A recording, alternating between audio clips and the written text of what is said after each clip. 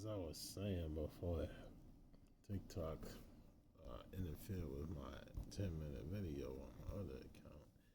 I pretty much left it with Air an album cover of our Afroman feature. I'll talk about that later on, but there's so much real stuff they don't want me to talk about, man. I'm keeping it real. Like I was saying, there's a continuance of gender equality, all the stuff I'm talking about. Like the gang violence, whatever, what we doing, why we here, you know.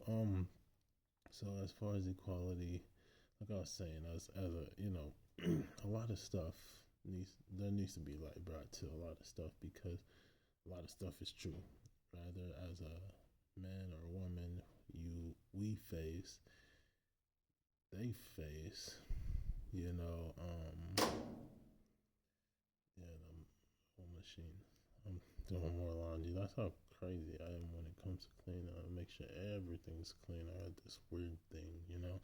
Anyways, let's get back to this. So, like I said, a lot of us in many work environments, we suffer a lot of things. Try to be physical, mental, emotional, or the S word, abuse, whatever.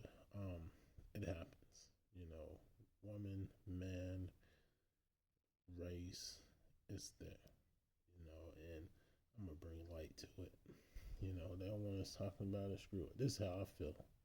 I seen it, I know it, and you know, some people are victims and some people may not. But at the end of the day, things is real and this is happening to people, like I was saying, I have a case against a lot of people, especially one of my security companies for discriminating against me, and I was talking about how they profile me to and from work, and they stalked me to the point where I went in the courthouse, and my buddy had a case, and I went to represent him, and they straight up cussed me out and said all types of different things, and then to the point where my company that I'm suing called me into my office of something outside of work, and we got into a whole racial debate, and pretty much, it just came down to someone who worked so hard for the company for so long, me and my people,